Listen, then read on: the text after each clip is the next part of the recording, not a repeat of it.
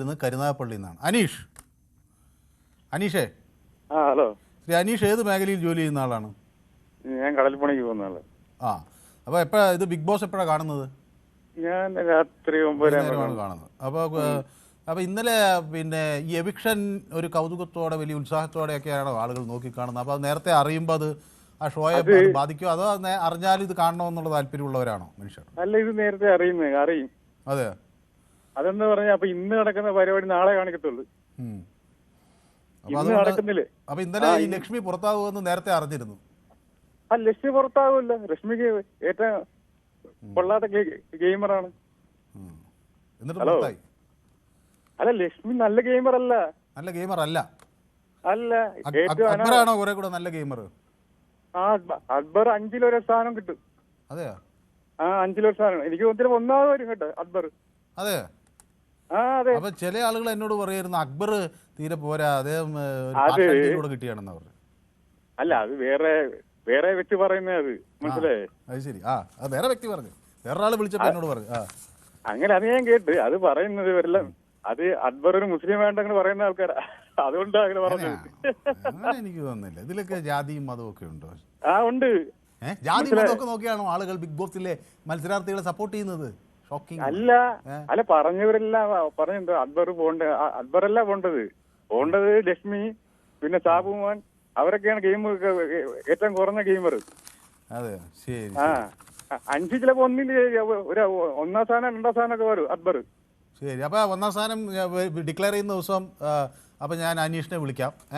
ചിലപ്പോ നെവിൻ വരും. അപ്പൊ അനീഷിന് അതേ പേരുള്ള ഒരു മത്സരാർത്ഥി അവിടെ ഉണ്ടല്ലോ, അയാളെ സപ്പോർട്ട് ചെയ്യുന്നില്ല അല്ലേ? ഞാൻ പറഞ്ഞ ആരൊക്കെ വരുമെന്ന് പറയാ. നെവിൻ, പിന്നെ അക്ബർ, പിന്നെ അനീഷ്, അനു. അപ്പൊ എല്ലാവരും പേര് പറഞ്ഞാൽ പിന്നെ ആര് ഒരാളുടെ പേരെ പറയാമോ? ആര് ജയിക്കും? അല്ല, 5. അങ്ങനെ പറ്റില്ല, അത് പറ്റില്ല. ഒരാളുടെ പേരെ പറയാം. അക്ബർ ചിലപ്പോ വരാൻ ചാൻസ് ഉണ്ട്. അപ്പൊ നമുക്ക് മത്സരം കഴിയുന്ന ദിവസം എന്നെ വിളിക്കണം. പിന്നെ ഹലോ, അത് ഇപ്പൊ മറ്റേ വെള്ളിയാഴ്ചയാണ് മറ്റേ എടുത്തിരിക്കുന്നത്. മറ്റേ എഡിറ്റിംഗ് പോയത് വെള്ളിയാഴ്ചയാ. അപ്പൊ ഈ വെള്ളിയാഴ്ച പോകുന്നത് ഈ ശനിയും ഞായറും പപ്പാതി 1.5 മണിക്കൂർ വരെ കാണിക്കുന്നത് അത്. അപ്പൊ ഈ അവിടെ ഈ പ്രോഗ്രാം കാണുന്നുണ്ട് അവിടെ ഈ ലാലേട്ടന്റെ കൂടെ ആൾക്കാരെ. അവര് പുറത്തു വിടുന്നേ ഇത്. അതെ, ശരി ശരി. അവിടെ ഈ ചാനലുകാർ കാണും, ഈ മറ്റേ ഉണ്ടല്ലോ യൂട്യൂബ് ചാനലുകാരൊക്കെ ഉണ്ടല്ലേ. അതെ, ശരി. ധാരാളം പ്രേക്ഷകരുള്ളതുകൊണ്ടാണ് അങ്ങയുടെ അഭിപ്രായം വ്യക്തമാണ്. അപ്പൊ ഷിനോജ് എന്നോടൊപ്പം കണ്ണൂരിൽ നിന്നാണ്. ഞാൻ ഷിനോജ് എവിടുന്നാ? കണ്ണൂരിൽ എവിടുന്നാ വിളിക്കും Shinoj? Kannur Anjarakandy airport, Mattannur international airport. അഞ്ചരക്കണ്ടിന്നാണോ? അത് ശരി. അഞ്ചരക്കണ്ടി കീഴൂർ വളയാർ പാലയോട് വിളിക്കുന്നതാണ്. പിന്നെ അഞ്ചരക്കണ്ടി എനിക്ക് നല്ലോണം അറിയാവുന്ന സ്ഥലമാണ് ഷിനോജ്. ഹലോ. അഞ്ചരക്കണ്ടിയിൽ എവിടെയാണ്? അഞ്ചരക്കണ്ടിയിൽ നിന്ന് അങ്ങോട്ടും ഇങ്ങോട്ടും സ്ഥലങ്ങളുണ്ടല്ലോ. പാലയോടാണ്. അത് ശരി. അപ്പൊ എയർപോർട്ട് അടുത്തുണ്ട് അല്ലേ? ഹലോ. അഞ്ചരക്കണ്ടി കീഴൂർ പാലയോട് സാറേ. ഞാനങ്ങ് എനിക്ക് അറിയാവുന്ന പറഞ്ഞതിന്റെ കാരണം ഞാൻ അഞ്ചരക്കണ്ടിക്ക് അടുത്താണ്. കേൾക്കുന്നുണ്ടോ ഞാൻ പറയുന്നത്? അങ്ങോട്ട് കേൾക്കുന്നുണ്ടോ? ഞാൻ അഞ്ചരക്കണ്ടിക്ക് അടുത്താണ് ജനിച്ചത്.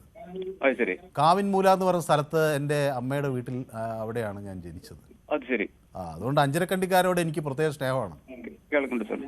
പ്രത്യേകിച്ച് പക്ഷെ ഈ ഷിനോജ് പക്ഷെ ഈ കാവിൻമൂല എന്ന് പറയുന്ന സ്ഥലത്ത് നിന്ന് കുറച്ച് അപ്പുറത്താണ് അല്ലേ? അപ്പൊ സ്നേഹക്കുറവൊന്നുമില്ല, അവിടെയുള്ള എല്ലാവരോടും സ്നേഹം തന്നെ, പ്രത്യേക സ്നേഹം തന്നെ. അപ്പൊ ഷിനോജ് എന്താ ചെയ്യുന്നതെന്ന് പറഞ്ഞ എന്നോട്? ഞാൻ സെക്യൂരിറ്റിയുടെ സപ്ലൈക്ക് ആയിരുന്നു, കുറച്ച് നിർത്തിയിട്ടുള്ളത്. നിർത്തി. ഓക്കെ. ഞാനിത് ബിഗ് ബോസ് കാണാറില്ല. ഒരു കാര്യം കൂടി പറഞ്ഞിട്ട് ഞാൻ വിളിച്ചത് സാറ്. കാണുന്നില്ലെങ്കിൽ പെട്ടെന്ന് പറഞ്ഞു തീർക്കും. കാരണം സാറ് പറയാൻ കാരണമുണ്ട്. സാറ് പറഞ്ഞല്ലോ ഇത് മുൻകൂട്ടി പറയുന്നത് പോലെ കാര്യം ചെയ്യുന്നുണ്ടെന്നല്ല പറഞ്ഞത് കാര്യങ്ങൾ ബിഗ് ബോക്സിലെ. അപ്പൊ അങ്ങനത്തെ സിസ്റ്റം ഒരു മൊബൈലുമായിട്ട് ബന്ധപ്പെട്ടിട്ടുള്ള കാര്യം കൂടി ഞാൻ ചാനലിൽ വരുന്നുണ്ട്. ഇതുമായിട്ട് ബന്ധപ്പെട്ടിട്ടുള്ളത് നമ്മൾ മനസ്സിൽ കാണുന്ന കാഴ്ചയും മനസ്സിലെ വോയിസും നമുക്കത് മനസ്സിലാക്കാൻ പറ്റുന്ന സിസ്റ്റം ഇല്ല. ഒരു മൊബൈൽ ഇപ്പൊ ഇറങ്ങിയിട്ടുണ്ട്, ഗൾഫിൽ നിന്ന് കൊണ്ടുപോകാൻ. അത് ഞാൻ ചാനലിലേക്ക് വരുന്നുണ്ട്. അപ്പൊ അതുമായി ബന്ധമുണ്ടെന്നല്ല പറഞ്ഞത്. അങ്ങനത്തെ സിസ്റ്റമിലെ കാര്യങ്ങൾ ഇപ്പം വരുന്നുണ്ട്. ഗൾഫിൽ കൊണ്ട് നമ്മളെ വീട്ടിനടുത്തുള്ള ആൾക്കാർ എന്നെ ട്രാക്ക് ചെയ്യുന്നുണ്ട്. അപ്പൊ ആയിട്ട് ബന്ധപ്പെട്ട് ഞാൻ ക്രൈമൊക്കെ കംപ്ലൈന്റ് കൊടുത്തിട്ടുണ്ട്. അങ്ങയുടെ മനസ്സിൽ എന്താണെന്ന് വേറെ തിരിച്ചറിയുകയാണോ?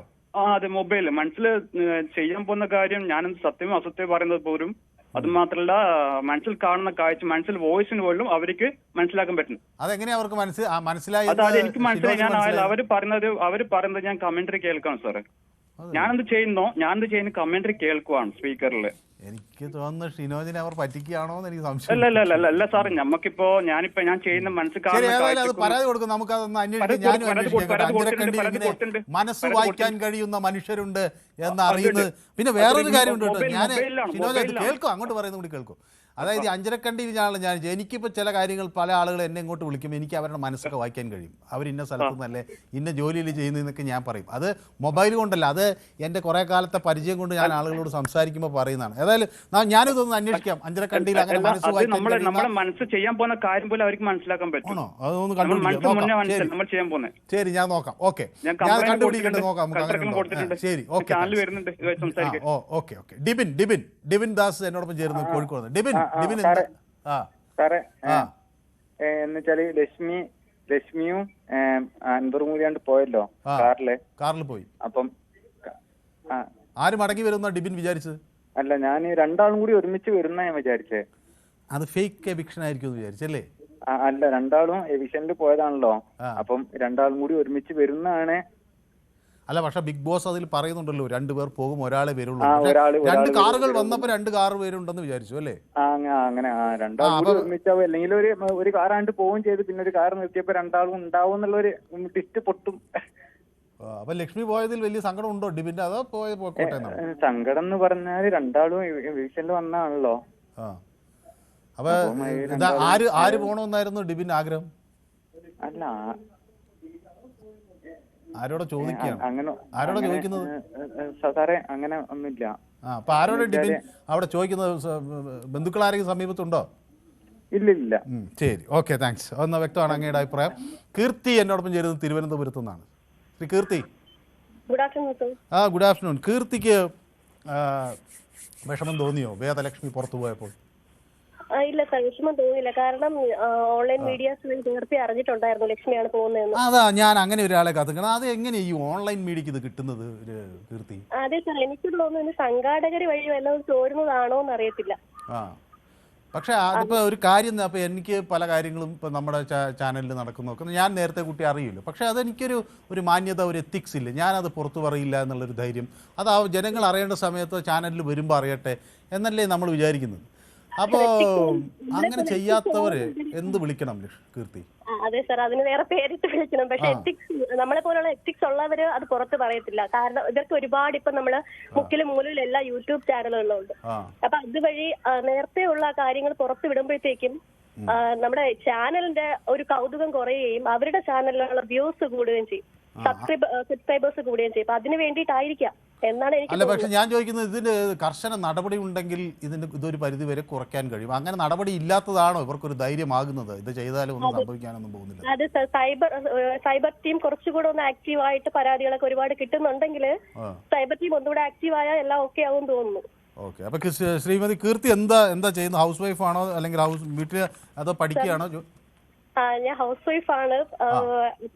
സ്കൂളിൽ വർക്ക് ചെയ്തിട്ടുണ്ടായിരുന്നു, ഇപ്പൊ പോകുന്നില്ല. സ്കൂളിലാണോ വർക്ക് ചെയ്തത്? അപ്പൊ ഇപ്പൊ എന്താ പോകത്തെന്താ? Private സ്കൂളായിരുന്നു sir. പിന്നെ എനിക്ക് എക്സ്പീരിയൻസിന് വേണ്ടിയാ പോയത്, പോയിട്ട് ഇപ്പൊ പോകുന്നില്ല.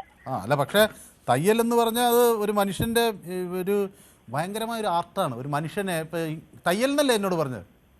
ടീച്ചിങ് ആണ്. സ്കൂളിലാണ്. ഓക്കെ. സ്കൂളിൽ അപ്പം ടീച്ചിങ് എന്ന് പറഞ്ഞിട്ട് അപ്പോൾ വിദ്യാർത്ഥികളെ പഠിപ്പിക്കാനുള്ള നല്ല അവസരമല്ലേ കുട്ടികളുടെ ഒപ്പം? നമ്മൾ ചെറിയ കുട്ടികളോടൊപ്പം നിൽക്കുമ്പോൾ അതൊരു വലിയൊരു എൻജോയ്മെന്റ് അല്ലേ? അതെ സാർ, ചെറിയ കുട്ടികളല്ല, ഹൈസ്കൂൾ ക്ലാസ്സിലെ ചെറിയ കുട്ടികളാണ് അവര്. ഈ സ്കൂൾ എന്ന് പറഞ്ഞാലും നമ്മുടെ ചെറിയ കുഞ്ഞുങ്ങളല്ലേ ഹൈസ്കൂള്. എൻ്റെ മോനൊക്കെ ഹൈസ്കൂളിലാണ്, 10ാം ക്ലാസ്സിലാണ്. അവരെയൊക്കെ നമ്മൾ കുട്ടികളായിട്ട് തന്നെയാണ് കാണുന്നത്. അപ്പോൾ ആ കുട്ടികളോടൊപ്പം നടക്കുക, പ്രത്യേകിച്ച് 8, 9, 10ലൊക്കെ പഠിക്കുന്ന പിള്ളേരാകുമ്പം അത് നമ്മളൊരു എനർജറ്റിക് ആയിട്ടുള്ളൊരു ടൈമല്ലേ? അതല്ലേ നല്ലത്? അതെ.